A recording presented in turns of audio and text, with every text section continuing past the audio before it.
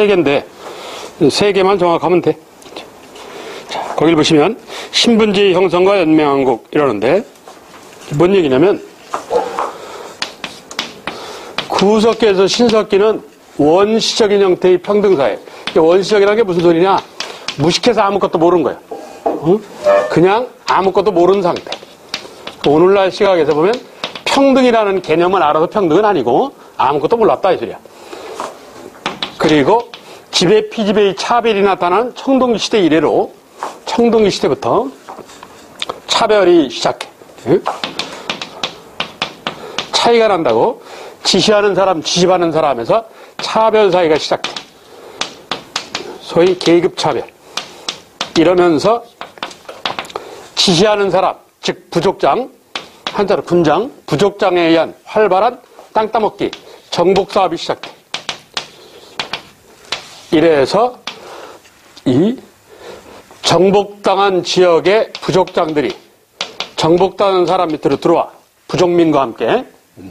그래서 청동기 초기철기를 경험하면서 그러다가 고구려 백제의 신라는 고대 중앙집권 사이에 대든 부족장은 죽였을 테고 그리고 항복하고 도움을 준 부족장들을 데려다가 지배계층을 만들어준 거야. 그래서 소위 귀족 이런다고.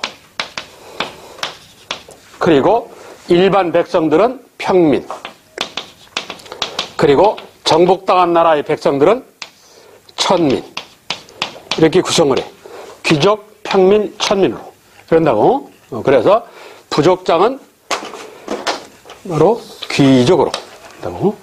그리고 거길 보시면 거기 지배층, 가, 대간, 가란 부족장이라는 뜻이야. 대가, 큰 부족장 이 뜻이야. 그리고 호민을 통한 이랬는데 그 밑에 호민에 대해서 설명이 있어. 호민은 평민은 평민인데 부자 평민, 부유한 평민, 부자 평민, 부유 평민이라는 거예요. 이 부자 평민은 중에 일부는 귀족으로 올라가고 일부는 평민이 되고 한다고. 그리고 일반 평민, 상중한, 하야, 하호, 아랫집, 못 사는 집이니까 이건 일반 평민, 일반 백성들. 얘는 그대로 평민. 이렇다고. 그리고 정복당한 나라의 백성들은 천민. 이렇고. 그래서 귀족, 평민, 천민 하는 세 개의 신분제가 생겨. 삼국사에, 고구려 백제 신라에. 자, 이게 신분의 얘기야. 여기 특이한 게 이제 호민이라는 거지. 경제적으로 여유가 있는 부자 평민들. 그 부자 평민 일부는 귀족으로 올라가고 일부는 그대로 평민이 되고 그렇다고. 자, 이러면서 이 삼국의 신분제도 거기 천민 보시면 다른 건 별 필요 없고 천민 신분 중 노비, 국가에 매여 있는 노비, 이걸 공노비, 개인한테 매여 있는 노비, 산노비 이런다고.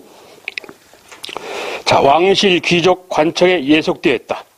그런데 그 노비도 귀족집 혹은 관청 혹은 왕실에 같이 생활하면서 일하는 노비는 솔거노비, 식솔 이러잖아. 솔거노비.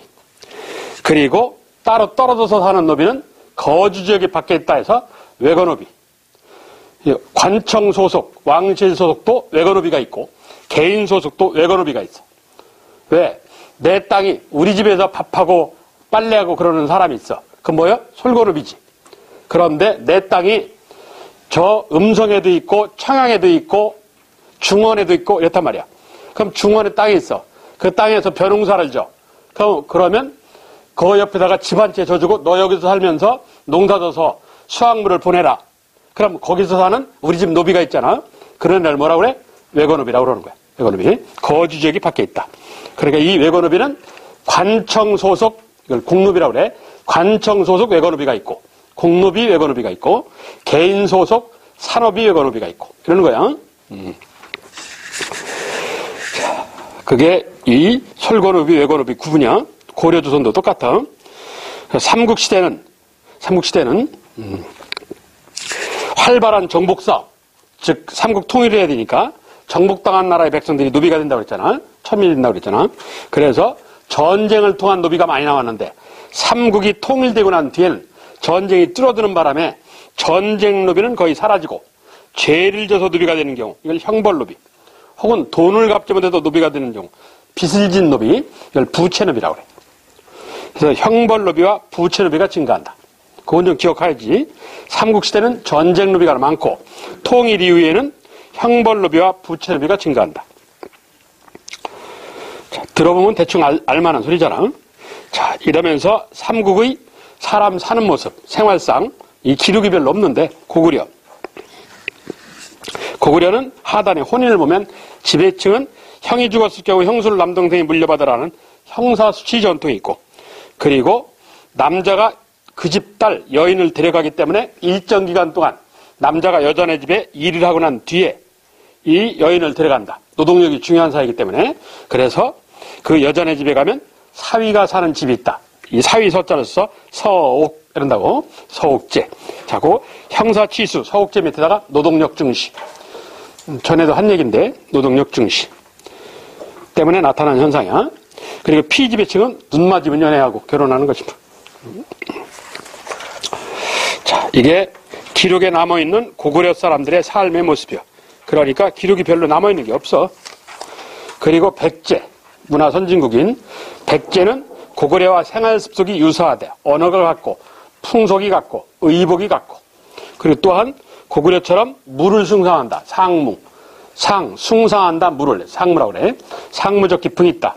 그래서 말도기 활쏘기를 즐기고, 그리고 중국의 선진 문화를 빨리 받아들여서 그런지 백제들이 대체로 똑똑해. 행정 능력이 탁월하고 그런다고. 그래서 백제는 이 반역자, 전쟁에 패해서 도망간 놈, 살인자, 얘네들은 사형에 처한다 하는 중제, 엄한 형벌제도가 있고, 도둑질하다 걸린 놈은 2배 배상. 부여 고구려는 12배 배상법이라고 했지. 근데 백제는 2배 배상법이야. 예? 그 소리야. 크게 중요하진 않지만, 관리는 3배 배상. 뭐 관리는 기억할 필요 없고. 자, 전 시간에 백제에서 기억할 게 저거라고 했어. 8대성 귀족. 웅진천도 이후에 공주로 도망가고 난 뒤에 이 한성 백제가 망해서 공주로 도망가니까 귀족들이 왕을 띄엄띄엄 하는 거야. 그래서 왕을 깐보면서 대표적인 8집안의 귀족들이 등장을 해. 8집안의 귀족은 알을 필요 없어. 그냥 8대성 귀족, 그러면 어디라고? 백제, 이러면 끝이야. 이게 부여, 사비시대까지 이어져. 자, 그리고 신라. 고대 사회사에서 알아야 할 것이 3가지인데 그 3가지가 다 신라하고 관련이 있어. 신라에 해당되는 얘기야. 왜? 고구려 백제는 일찍 망했기 때문에 남아있는 기록이 거의 없다고 지금. 이렇게. 신라를 통해서 알아야 할 3가지인데 신라는 삼국지에서 좀 후졌어. 그래서 시족적 전통이 유지됐다. 시족적. 제가 전 시간에 시족이라면 어디를 얘기하는 거라고? 신석기 이런다고 그랬잖아. 신석기의 생활 습관이 그대로 남아있는 거야. 거기 시족적 전통의 유지 밑에다가 신석기 유습 이래. 신석기 유습 습관이 남길 유자 남아있다 해서. 지금도 신석기 유습 남아있는 거 있어. 지금도.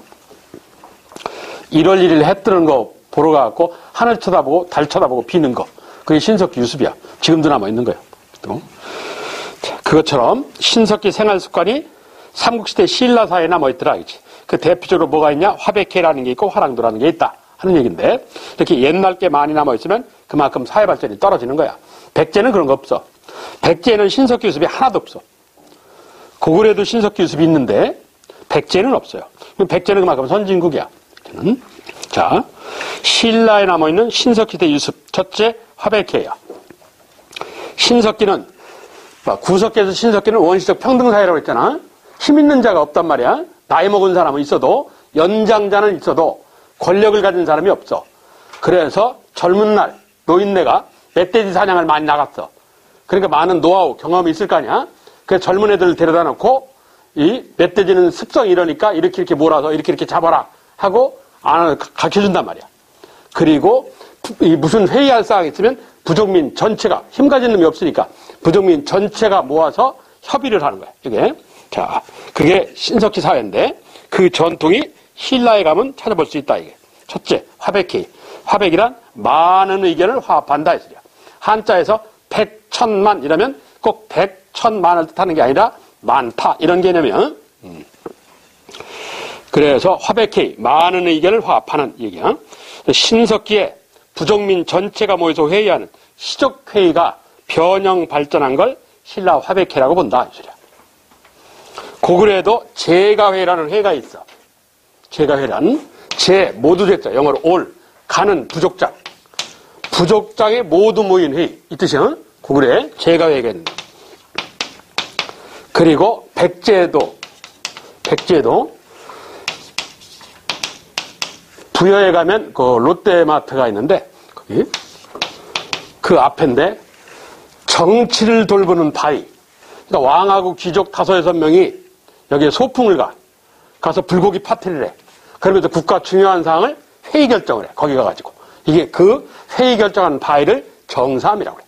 정치를 돌보는 바위다. 정삼회의라는 게 있어. 그런데 얘네는 신석시대 유습이다 이런 말을 안 해. 신라의 화백회만 신석시대 유습이다라고 그래. 왜 그러냐? 이유가 있어. 얘네들은 다수결이에요. 다수결. 그런데 신석기 신라는 전원일치야. 만장일치야. 한 명이라도 반대하면 안 되는 거야. 신석기가 권력 가진 놈이 없었기 때문에 전원일치야. 전원일치. 만장일치야. 그래서 만장일치를 채택한 것 때문에 신석기 유습이라고 한 거야. 그래서 자 거기 써 있어. 화백회 기능 초기사회의 전통 유지. 즉 초기사회라는 건 신석기. 그래서 만장일치를 채택했기 때문에 화백회가 신석기 유습이라 불리운다 이거지. 그럼 이 화백회가 갖고 있던 사회적 기능은 뭐냐? 권력 조절이야. 왕이 독재하는 걸 막자. 왕이 독재하는 걸 막자. 그리고 어떤 특정 귀족이 막강하게 권력을 휘두르는 걸 막자. 그래서 권력을 조절하자. 한쪽이 권력이 너무 쏠리면 나라가 혼란스러워질 수 있단 말이야. 그래서 항상 권력은 수평관계를 유지해야 되는 거야. 그래서 이 권력 조절 기능이요. 고구려의 제가회, 백제의 정삼, 신라의 화백회 다 권력 조절이야. 예, 전부 다 권력 조절 기능이요. 화백회에서 가장 중요한 게 뭐냐? 권력 조절 이거예요.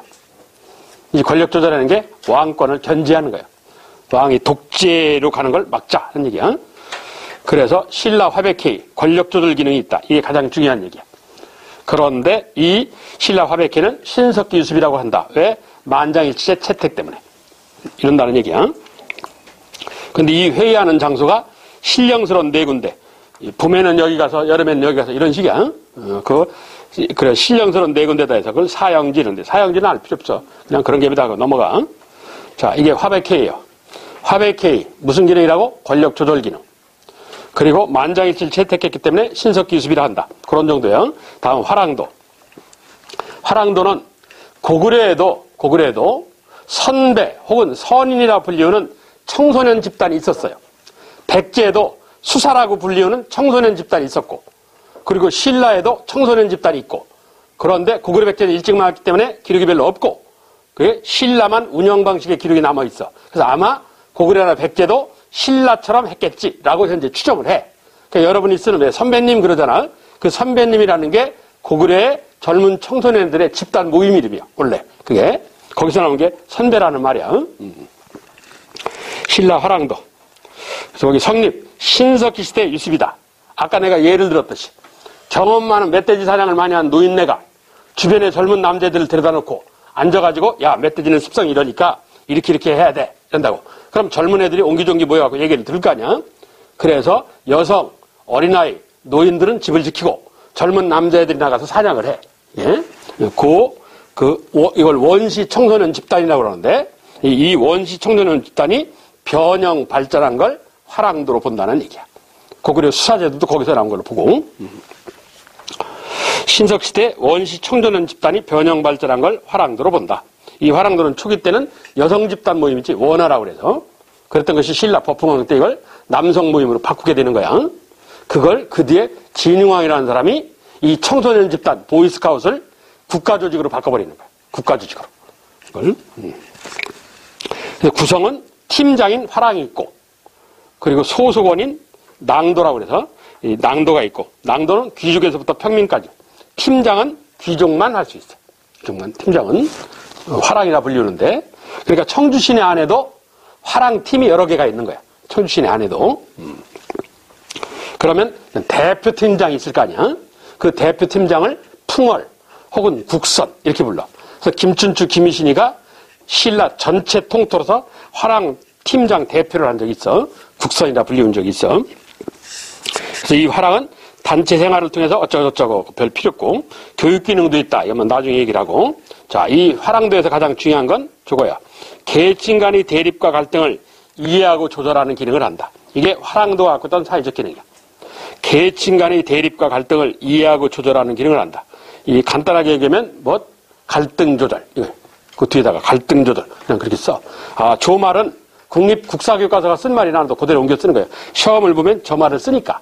예? 그래서 나도 어쩔 수 없이 쓰는데 저게 무슨 소리냐? 말을 좀 어렵게 해놨는데 이 얘기야.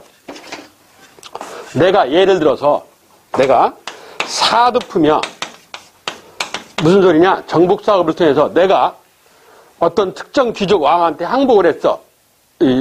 내가 부하를 500명을 데리고 항복했어. 그랬더니 그 왕이 500명 부하를 데리고 노동력 중시사회 아니야?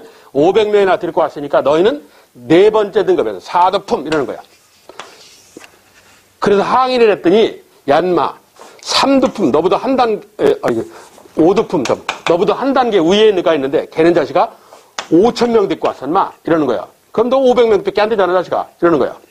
그러면 3두품은 얼마냐? 50명 데리고 내. 2두품은 얼마냐? 5명 데리고 놈. 1두품은 얼마냐? 2명 데리고 놈. 이렇단 말이야.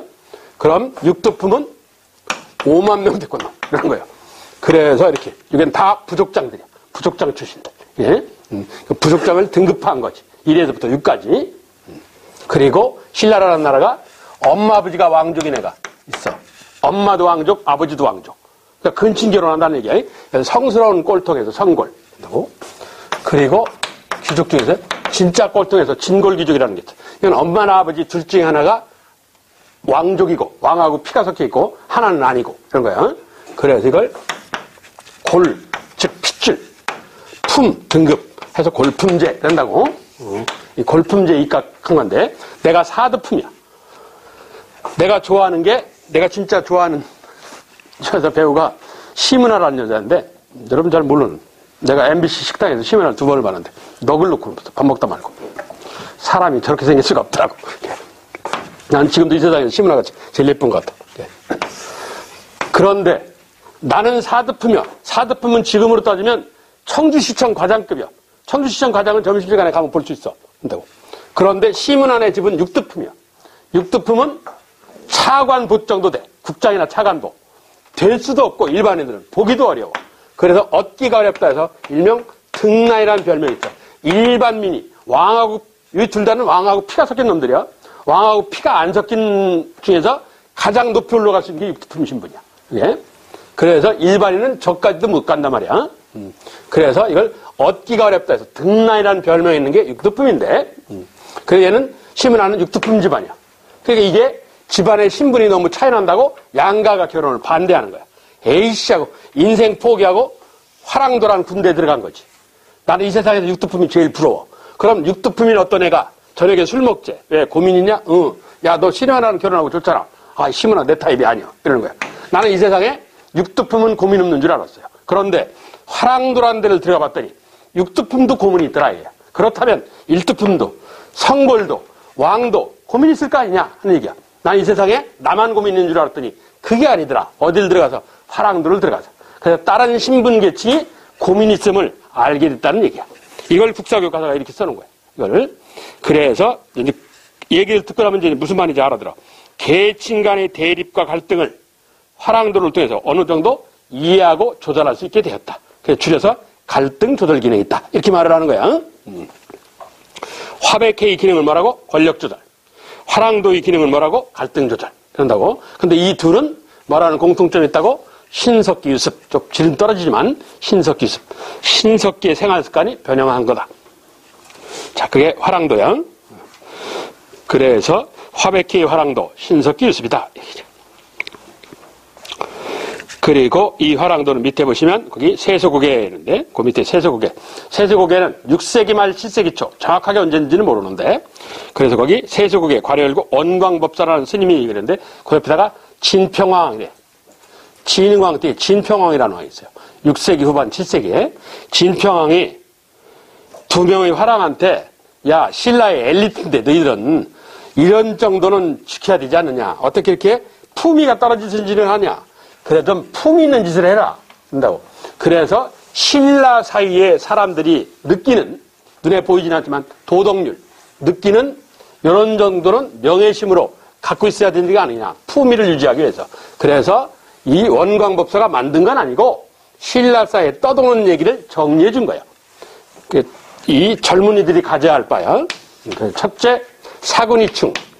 사자가 섬길사자야. 군, 임금급자. 임금은, 이는 자격적으로 조사, 뭐뭐로써 이 뜻이야. 충성으로서 섬겨라. 포인트는 충이야. 임금에게 충성을, 이 뜻이야. 임금에게 충성을. 다음, 사친이요. 섬길사, 친은 부친, 모친, 부모 양친이자. 부모는 얘기야. 뭐로써? 효도로서 섬겨라. 이건 핵심 단어가 효야. 그래서 그 사군이충, 사친이요. 이거는 뭐야? 충효지. 뭐야? 유교적 가치관이야. 유교적 가치관. 예? 다음, 임전무태. 전쟁에 임해서는 무태, 퇴각하지 말아라. 도망가지 말아라. 이건 핵심 단어가 무태. 다른 말로 하면 용감하게 싸워라. 용이야, 용. 용감하게 싸워라. 그런데 전쟁에 임해서는 이렇잖아. 전쟁에 임해서는 신라 젊은이가 지켜야 할 5가지 계율 중에 전쟁에 임해서는 이런 항목이 나왔어. 그럼 신라 사이가 전쟁을 자주 하는 나라든지 아니면 전쟁을 많이 해야 되는 나라든지 이럴 거야. 아마 한강 장악이라는 목표가 있기 때문에 전쟁을 많이 하나 봐. 그래서 이건 뭐 정복 국가적 성격이 있으면 알 수 있다. 시험 내면 얘야. 정복 국가적 성격. 그리고 살생유택. 죽일 사자. 생명체를 죽일 땐 유택.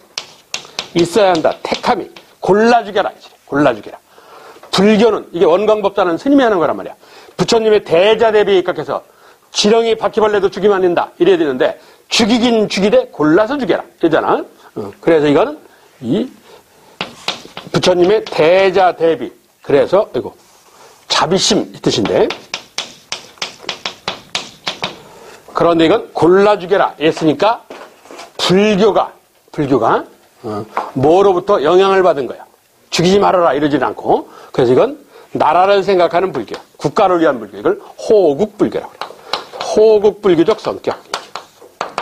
세속의견을 물어보면 이 2개. 정복국가적 성격, 호국불교적 성격. 그리고 친구지간에는 사귈 교자. 뭐로써? 믿을 신자. 예? 아이고. 신이 주서 사과를 해서 친구를 사귈 때는 뭐로써? 신의로서, 믿음으로서 사귀라. 교의신. 이건 친구관계. 이건 수평. 충효는 수직. 이런 거야. 그래서 이건 수직적 윤리. 이건 수평적 윤리. 이건 뭐 별거 없는데. 시험을 낸다면 이거 임전무태, 살생유택 해석한다고. 이게 6세기 말 7세기 초 진표왕 때 2명의 화랑한테 이 원광법사라는 스님이 하는 얘기야. 엘리트 그룹이 명예를 위해서 이 정도는 지켜야 되지 않느냐. 품위에 송산 가는 짓 하지 말아라. 뭐 그 얘기야. 이건 별로 크게 중요하진 않아. 자, 고대 사회사에서 중요한 게 3가지라고 했어요. 첫째, 화백회, 권력 조절. 2번째, 화랑도, 갈등 조절. 자, 다음, 마지막 3번째. 53페이지, 골품제. 이거예요. 골, 혈연, 품, 등급. 이랬어. 이 골품제는 신석 기습이 아니다. 신석 시대 나온 게 아니야. 신석하고는 전혀 관계가 없어. 또, 왜 아니라 하느냐? 그건 이따 보면 알아. 이 골품제가 성립된 건 중앙집권국가라는 고대 국가가 만들어질 무렵. 그러니까 4세기 반 신라 따지면 내문왕에서 중앙집권 체제가 확립되는, 완성되는 법흥왕 때 그 사이쯤 만들어진 거로 본다. 목적은 필요 없고, 기능, 사회활동과 정치활동의 범위를 규제하였다. 거기 칸박스 안에 사료를 보면 사료를 간단하게 얘기하면 이 소리야. 시골 마을이나 민속촌에 가보시면 마루로 올라가기 위해서 신발 벗어놓는 데가 있어요. 이걸 디딤섬자를 쌓았고 섬돌이라고 그래. 풀었으면 디딤돌이야, 디딤돌. 이게 여기다 신발 벗어놓고 마루로 올라간단 말이야. 이 돌멩이를 놓고 싶다고 놓는 게 아니야. 예? 이건 신분에 따라 놓는 개수가 정해져 있어요. 이게 디딤돌이 3칸이다. 그럼 이후에 마루가 있어야 되지. 그만큼 집이 크고 높다는 얘기야. 그러니까 돌멩이 개수까지 규정해. 철저하게. 말 소유 개수를 규정을 해. 내가 바닷가에 사는데 오늘 물고기를 많이 잡았어. 오늘 10마리 먹었는데 한 30마리 남았어. 아, 그러면 말려가지고 내일이나 모레 먹어야지. 해서 집 처가 밑에다가 매달아. 그걸 못해. 그걸 현어라고 그러는데, 한자로. 그걸 매달아. 왜? 다른 백성들이 보면 열받아. 저놈들은 먹을 게 많네. 열받네. 이런다고. 그래서 함부로 물고기도 밖에다 매달아서 못 말려요. 이렇게 돌멩이 개수, 말 소유, 이런 걸 일일이 철저하게 규제를 해. 아주 철두철미한 폐쇄 사회야. 수직 상승이 불가능한 사회야. 이게 고대 사회야. 이게. 그 사료가 그 얘기야. 말만 이해하면 돼. 쉽게 하면 폐쇄 사회다. 이게. 신분 상승이 불가능한 사회. 신분 상승이 불가능한 사회. 천민으로 태어났다. 태어날 때서 죽을 때까지 천민으로 살다 가는 거야. 예? 얼마나 짜증나겠어, 이게. 그래서 골프매에서 가옥의 규모, 그리고 옷 입는 거, 복색, 요즘 말로 자동차, 수레 등 일상생활까지 규제하였다. 철저한 신분제 사회지. 자, 이러한 골품제를 해석을 하는데, 밑에 내용, 왕경이라는 건 수도 서울 사람, 서울에 사는 사람, 왕이 거주하는 서울, 수도 서울 얘기. 수도 서울 사람들을 대상으로 한다. 그래서 이 골품제는 두 가지 방식이 있다. 경의제라는 게 있고 외의제라는 게 있다. 신분은 고구려 백제의 신라 하는 신분은 귀족, 평민, 천민. 이게 신분이야. 골품제는 그럼 뭐냐? 신분을 배경으로 한 등급제도야. 등급제도. 신분을 배경으로 한 등급제야. 이게. 그런데 경의제. 이 경의제는 요즘 말로 하면 국가직, 서울경자. 외의제, 지방직 얘기야. 쉽게 얘기하면 국가직, 지방직 이렇게 구분한 거야. 그래서 4세기 반 신라가 내분왕 때부터 6세기 중앙집권이 완성되는 법흥왕 때 뼈골자, 즉 혈연, 그리고 두품, 등급. 예. 그래서 두품이 1에서부터 6두품, 골은 하나야. 그럼 총 몇 개 등급제야? 7개 등급제지. 이랬던 것이 6세기면 7세기 초 진평왕 때. 진평왕이 아들을 얻고 딸만 있어. 딸만 있어서 아들은 없어. 그럼 다음 때가 남자가 왕이 될 수 없잖아. 그래서 이 골을 나눴어. 엄마 아버지가 왕족인자 성골. 엄마나 아버지, 주로 엄마인데 엄마 쪽이 이 왕족이 아닌 자. 그러니까 둘 중에 하나만 왕족인 자. 이걸 진골. 이렇다고. 이걸 서양으로 따지면 공작, 후작 이러는 거야. 공작, 후작, 백작, 저작, 남작 이러는데 이게 원래 중국에서 만든 거야. 서양 거 아니야. 중국에서 만들어서 인도 이슬람을 지나서 서양으로 전파된 거예요. 고려에도 있었어. 공작, 후작, 백작이라는 게. 이걸 신라로 따지면 성골이 공작이고 진골이 후작인 거야. 예? 그리고 백작, 저작, 남작은 육두품부터 사두품 이거하고 똑같은 거예요. 이거하고. 그러니까 왕하고 핏줄하고는 아무 관계가 없는 거야. 예? 얘네만 공작, 후작만 왕하고 핏줄이 섞여 있는 애들인 거고 서양식으로 표현하면 그래. 그래서 진평왕 때는 1에서 6두품 6개 그리고 성골, 진골 8개 이렇게 8개 등급제로 바뀐 거야. 8개 등급제로 7개에서. 자, 그랬던 것이 신라가 막 삼국을 통일할 때, 이 전에 정치사를 얘기할 때 진덕여왕, 선덕여왕을 이어받는 진덕여왕을 마지막으로 성골이 완전히 없어져요. 성골은 완전히 없어져. 그래서 골이 진골만 남는 거야. 그러니까 8개가 하나가 빠진 거지. 7개가 된 거야. 거기다가 외위제, 지방직 공무원 이게 사라졌어. 지방직 공무원 제도를 없애버리고 다 국가직으로 포함시켜버렸어. 그래서 거기 괄호 경의제에다가 통합. 이 얘기가 그 얘기야. 지방직을 국가직으로 포함했다. 중의제 이건 그냥 지나가고 나중에 얘기를 할게. 이랬다가 신라가 삼국을 통일하고 나는데 통일 이후에는 3두품, 2두품, 1두품은 일반 평민, 공무원이 아니라 일반 평민이 됐어. 그러니까 3위 1두품도 빠져나갔어. 그럼 뭐만 남어? 1, 2, 3은 빠져나갔으니까 4, 5, 6 진골 4개만 남은 거야. 4개만. 4개 등급제만 남은 거야. 통일 이후에는. 그랬더니 이 골품제, 즉 신분제를 배경으로 한 귀족, 평민, 천민이라는 신분제를 배경으로 한 공무원 등급제도 그걸 골품제라고 그래. 그 골품제가 후고구려, 고려가 아니고 후고구려, 궁예 때 없어졌어. 궁예가 폐지시켜버렸어. 골품제가. 고려가 없앤 거 아니야? 후고구려가 없앤 거야.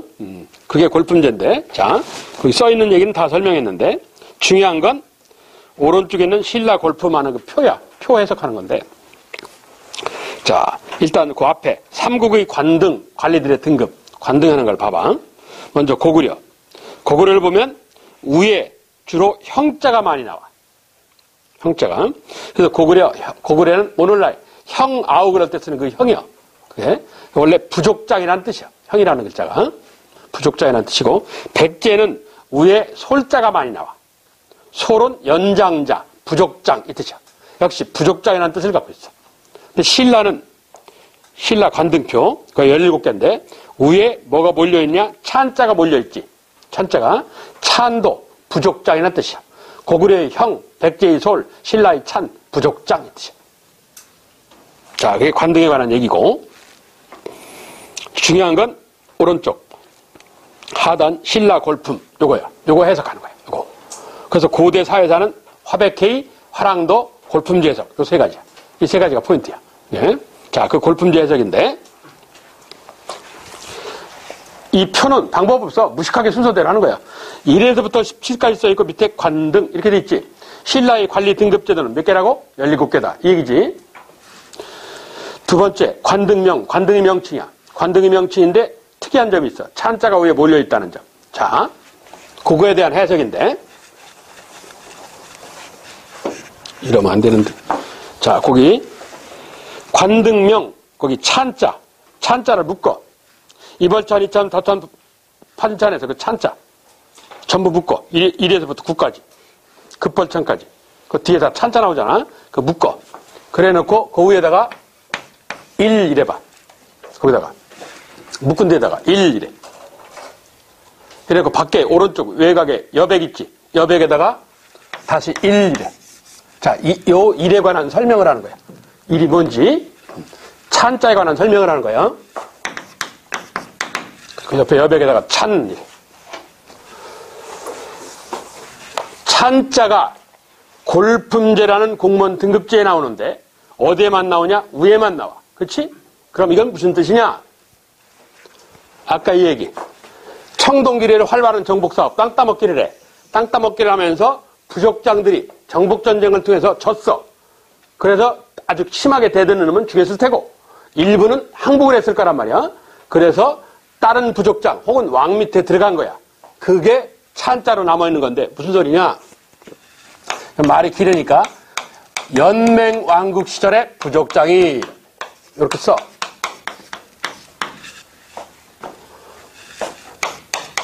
고대국가라는 중앙집권국가.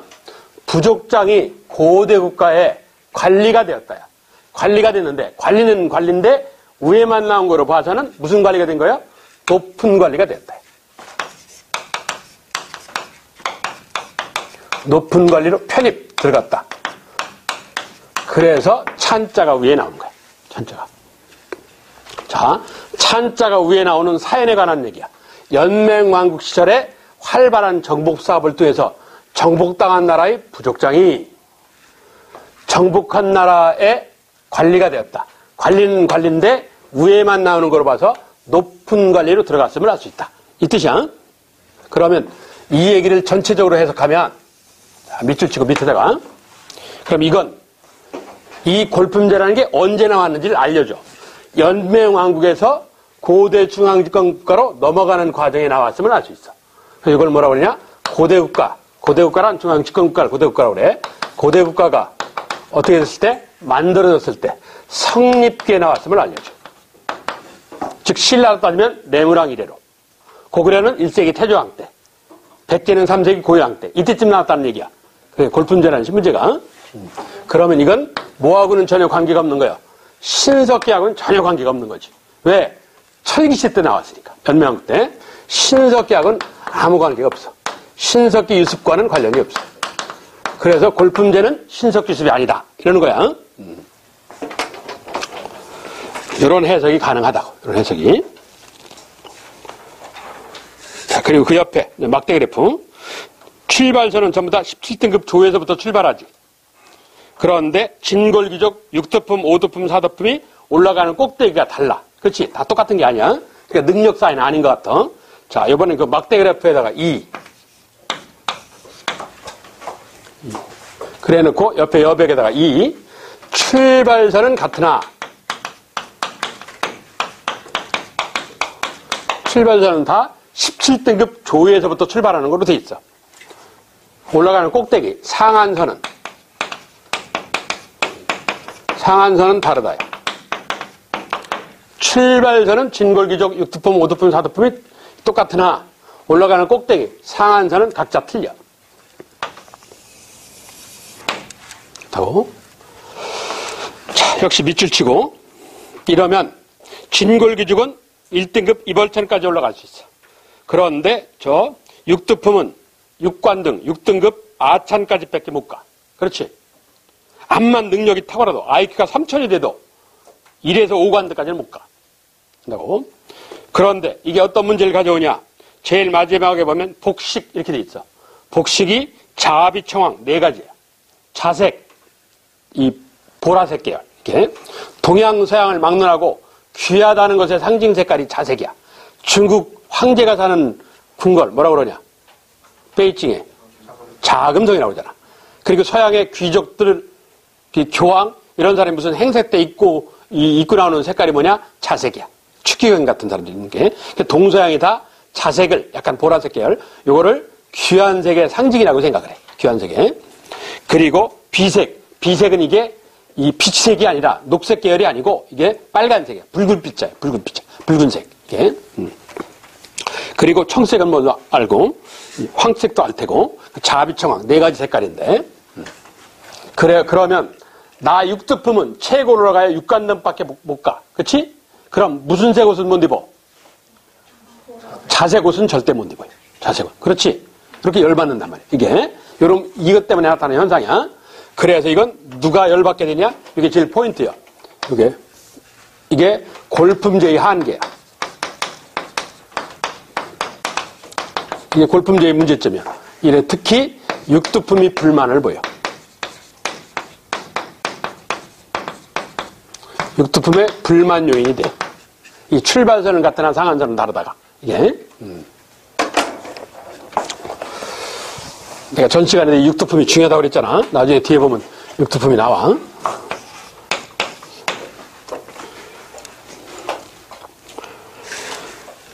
그리고 뭐 이 세 번째 건 나는 말로 할게. 여러분 써. 3일 해놓고. 거기 진골기족 육두품, 오두품, 사두품 이렇게 돼 있고 3, 2, 1이 안 보이지. 그럼 신라 사람이 1, 2, 3이라는 숫자를 모르고 4, 5, 6부터 쓰진 않았을 거 아니야? 그러니까 3, 1이 여기 안 나왔다는 것은 3두품, 2두품, 1두품은 뭐라고? 공무원에서 빠져나갔다는 얘기지. 그래서 거기 1에서 3두품 이렇게 쓰고 1에서 3두품 이렇게 쓰고 일반 평민으로 전락. 일반 백성으로 전락.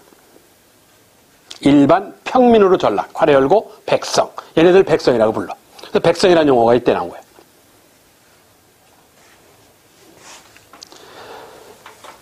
일반 평민들, 백성들이 성을 가져. 성, 이름. 이름 말고 성명 이러잖아. 이름. 부르는 이름 말고 성이라는 건 무슨 뜻이냐? 거기에 뿌리 내리고 살았다는 얘기야. 소위 본관. 뿌리 내리고 그래 성을 쓰는 거야. 그 장복이라는 애 원래 이름이 궁복이야. 성이 없었어. 이 궁복은 이름이야. 성은 없는 거야. 그냥 이름만 있어. 왕건. 그것도 이름이요. 왕건의 아버지가 용건이요. 그럼 걔는 아버지는 용씨고 아들은 왕씨냐? 그거 아니잖아. 그러니까 이름만 있는 거예요. 지 할아버지는 작재건. 그러니까 할아버지, 아버지 이게 다 앞대가리가 틀려요. 이거 무슨 소리냐? 성이 없는 거야. 부르는 이름만 있는 거야. 성은 어떤 사람한테 있느냐? 거기에 막강한 세력을 가져서 그 지역을 지배하면서 노급 같은 거, 시급 같은 걸 갖고 뿌리 내리고 사는 사람한테만 있는 거야.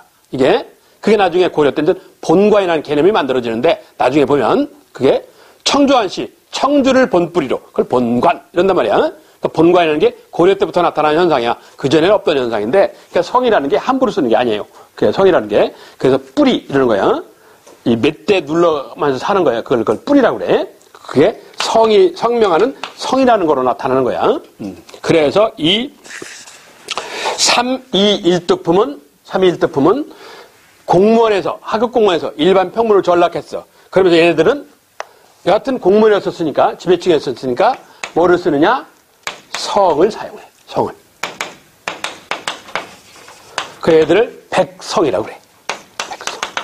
성을 쓰던 아무것도 하는 이름 넣는다고. 그래서 백성이라는 글자가 이때 나온 거야. 그럼 일반 백성들은 그럼 그때 통일신라 때 일반 백성들은 성을 안 썼냐? 안 썼어요. 통일신라 말엽에 장복 같은 애, 궁복 이랬단 말이야. 성이 없었다고. 그럼 일반 백성들이 성은 언제 썼냐? 고려 때 가서 썼어요. 고려 때 가서. 그렇다고. 장복이라는 이름은 중국에 건너가니까 중국에는 일반 백성들도 성을 쓰라는 얘기야. 그게 자기도 성을 하나 만든 거야. 그게 궁복이라는 애가. 그래서 고대 사회는 통일신라 발해까지 성은 없고 일반민들은 다 이름만 있어요. 성은 없고. 그게 삼위일득품의 사연이야. 그리고 마지막 복식, 자비청황 이랬는데 자비청황 그 네 가지 색깔이야. 이렇게 이게 복식하는 거야. 이런 걸 해석해낼 수 있느냐 하는 얘기야. 그런 걸 그렇게 고대 사회사가 그 세 가지야. 화백회의 권력조절, 화랑도 갈등조절. 그런데 화백회의 화랑도는 신석규습이다. 그래서 골품제는 신석규습이 아니다. 그랬고 그 세 가지 해석하는 게 핵심이야. 자, 한 장을 넘겨서 통일신라 사회, 남북국 시대 사회. 여기는 별로 중요할 거 없어. 별로 중요할 거 없는데 그냥 간략하게 얘기하고 쉽게. 자, 통일 이후에 전에도 설명했는데 신라가 삼국을 통일했어. 그렇다고 고구려 귀족, 백제 귀족, 고구려 백성, 백제 백성이 다 죽은 거 아닐 거 아니야. 근데 고구려 귀족, 백제 귀족한테 이걸 그대로 놔두면 대든단 말이야. 그럼 통일신라가 혼란스러워진다고. 고구려 귀족, 백제 귀족한테 야 너희 우리 통일신라에 공무원 시켜줄게. 들어와라. 이러는 거야. 너 고구려 때 관직이 뭐냐? 장관이었는데요. 장관은 못 시켜줄고 차관 시켜줄게. 이런다고. 그 얘기야. 자, 지배층에 대해서 이 민족 통합하는데 고구려 백제의 지배층에 대해서 관직을 수여하였다. 그 포용 끌어안았다는 얘기야. 포용. 그럼 피지배층 백성은 고구려 백성 백제 백성한테 너 나라 망해서 억울하지? 예. 직장 들였지? 예. 우리 통일신라가 당나라하고 친선관계는 맺었지만 당나라가 쳐들어올 수 있고 또 북쪽에 오랑캐가 쳐들어올 수 있으니까 신라 수도를 지켜야 된다. 그래서 신라 수도 주변에 9개의 부대가 필요하다. 군대 들어와라. 월급 줄게. 이랬어. 그래서 직장을 알선해 준 거야. 누구? 고구려인 백제인한테. 그래서 9개 수도 서울을 지키는 부대. 구서당. 구서당이라는 직업군이 시켜준 거야. 구서당 편성. 이러는 거야. 그래서 고구려인 백제인을 이렇게 포용 끌어안았어. 그래서 지배층도 포용. 통일신라가. 피지배층, 백성도 포용. 이랬어. 그래서 오늘날 역사학자가 보니까 신라라는 나라가 우리 같은 민족이라고 다 끌어안았다더라. 이걸 뭐라고 그래? 민족 통합, 민족 융합 이러는 거야. 이건 오늘날 역사학자가 하는 얘기인데 새빨간 거짓말이야. 새빨간 거짓말이야. 왜? 유명한 선덕여왕 때 황룡사에 구축목탑이라는 걸 세워. 구축목탑의 뜻이 뭐냐? 신라 주변의 오랑캐 9개 부족을 물리치고 신라가 삼국을 통일하기를 바랍니다. 이런 뜻을 만든 거야. 그럼 9개 층이 다 뭐냐? 주변에 9개 못된 놈들이야. 그 중에 6층이 응유라고 해서 백제예요. 그리고 9층이 고구려. 그런다고. 그러니까 고구려나 백제를 뭐로 본 거예요? 적으로 본 거지 민족으로 안 봤어. 이건 오늘날 역사학자가 해석하는 거지 당시에는 아니에요. 당시에는. 여하튼 오늘날이 중요하니까 지배층, 피지배층을 통일신라가 다 끌어안았다야. 그걸 뭐라고 한다고? 같은 민족이니까. 얘기야. 국사교과서가 약간 역사 왜곡하는 거야. 좋게 해석하는 거야. 거기서 그 정도만 알면 돼. 그 정도만 이해하면 돼. 지배층에게는 관직을 부여하고 피지배층은 구서당이라는 직장을 알선해주고 이러는 거야.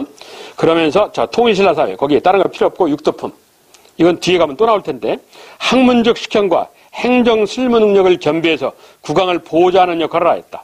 그래서 중앙관청의 고위직이나 고위직은 국무총리 장관 이런 거 책임자 고위직이나 지방장관이란 도지사 지방의 장관 도지사를 얘기하는 거야. 도지사를 못했다.